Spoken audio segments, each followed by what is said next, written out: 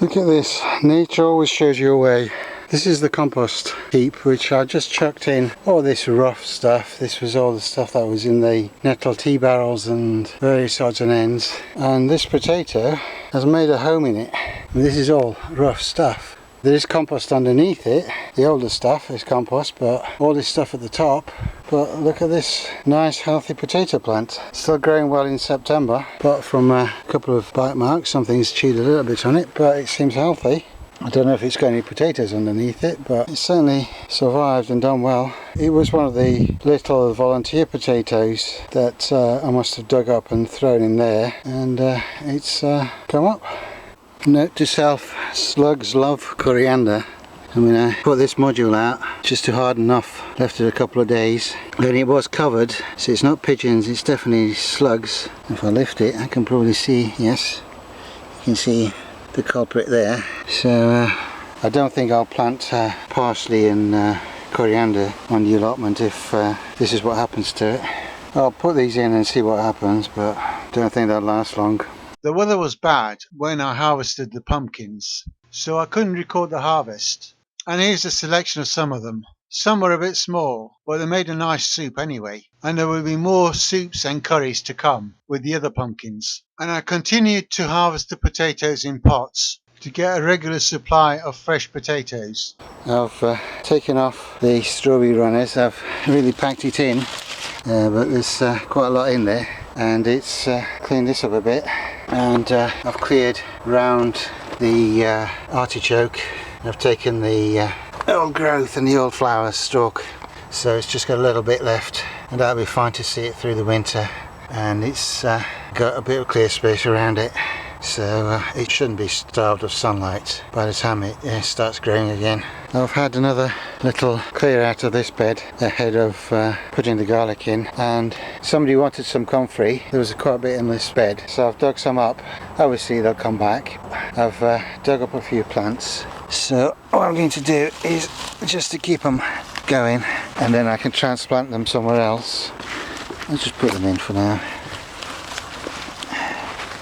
I'll cover them with a bit of soil in a minute, and that'll see them through the winter, and then I can transplant them in the spring. They'll be fine. I'll take some of the leaves off. The leaves will die back anyway. I've transplanted this lemon balm. You can see it's growing again so it's spreading quite well. So what I'm going to do is just surround it with a bit of this gravel. It may not stop the weeds much, but it should help a little bit. When you actually work with this quite a heady smell of lemon balm, that can go and sit somewhere out of the way for the winter. This loganberry has started to root at the end, so wherever this touches the ground it will start to root. So this is the end of it, and it was started rooting. So what I'm going to do is put it in a pot, and then once it's got going in the spring, I'll cut it off about here, and this will be a new plant. So this is just a bit of soil and compost, nothing complicated. Plunk it in good and deep, doesn't really matter. Brambles type plants, you don't mind being buried a little bit. In fact, I might add a bit more compost to that. In the pot was a mixture of soil and compost, and I'm just going to top it up with a bit more compost. Basically that's it. Once the plant starts from that point, I can then cut the connection, and then I can plant that somewhere else. Now that the grass has stopped growing, I can deal with the path, and this stuff was coming all the way along these edges. When the ground is dry, if you just try and dig them out, well, the grass roots stay in the ground. You just end up taking the top off, and the grass roots stay in the ground. But now that the ground is super saturated with all the rain we've had, I can come in and get these out. I've dug that bit out. Most of it actually comes out by hand, but there's a few bits and pieces. But this stuff now comes complete, root ball and all, so I can pull the whole thing out. And if there are any stubborn bits, I just use the fork. I've just wood chipped this little bit, so once it's done, it's got a few green leaves in this chipping, so it's not stuff coming through, it's just bits of leaves and stuff that was in the chipping, so that's all going to rot down anyway. But yeah, this is all coming out, and There's a few things like nettles that will have to be treated with care, but most of it is just grass. And this comfrey I'm going to leave alone. It's in the path, but it's on the side of the cage, so that's going to be okay. I'd left some modules of winter lettuce and stuff, and spinach. I just put them out here to harden off before I planted them. And it rained, and then I was busy with work, and the slugs scuffed the lot. All of those, all of these.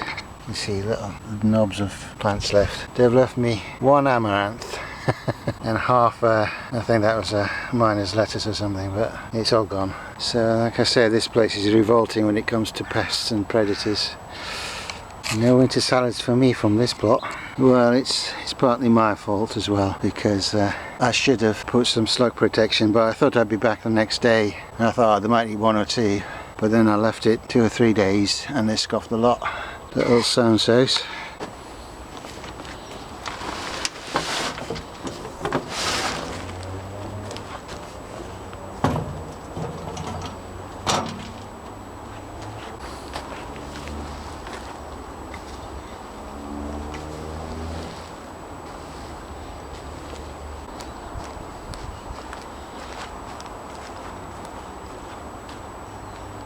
There's quite a lot of good soil under where the grass has been growing, so I'm putting that into pots. Now it will have the odd bit of weed seed, but these aren't going to go back on the beds. They're going to be in pots, so most of it will not see daylight, and obviously if the weeds come out in the pots, they're easy enough to get rid of.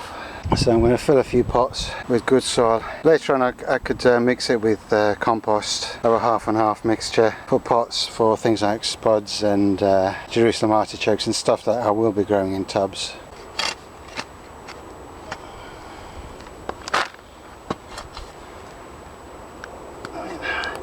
Still picking up bits of roots and stuff, but that can go in the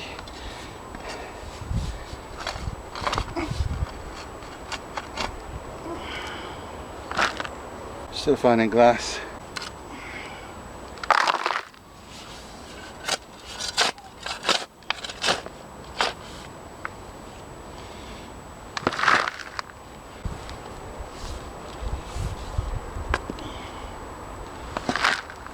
And all of these nettles, ouch,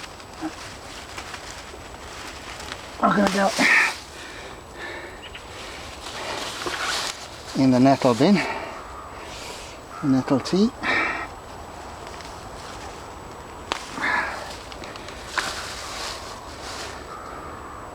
Now I dare say there will be the odd bit of root that will be left, but I can deal with that another time and pull them as they come up, and eventually if you keep pulling nettles they will go away.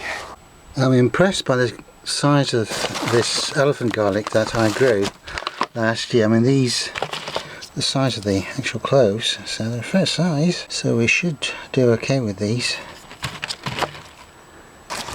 But it's the first time I've grown it, and I was a bit worried that I might not get big cloves, but certainly that's quite a good one. I'm not getting many cloves. I mean, so this one's got quite a few bumps on it, so they'll be a few smaller ones. But some of these ones, I mean, that's the size of my hand, so yeah. Hopefully they should do well. Right, I've put the garlic in this bed. This area up to that plastic marker is the soft neck garlic, which I bought from the allotment shop.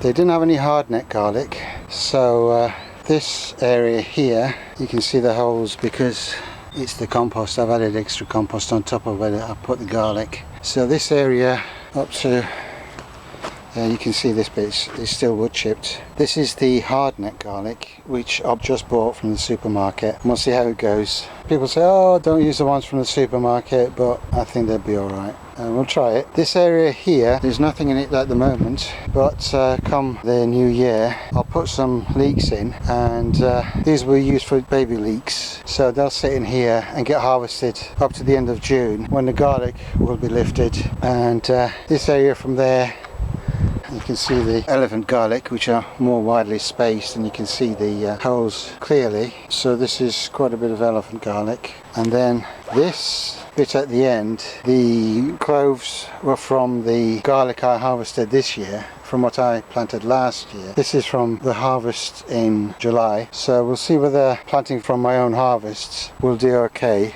But I've not put too many in, just a few, just to see how it goes. When you break into a garlic bulb, you will get a few small bits and pieces that are too small to give you a good head of garlic.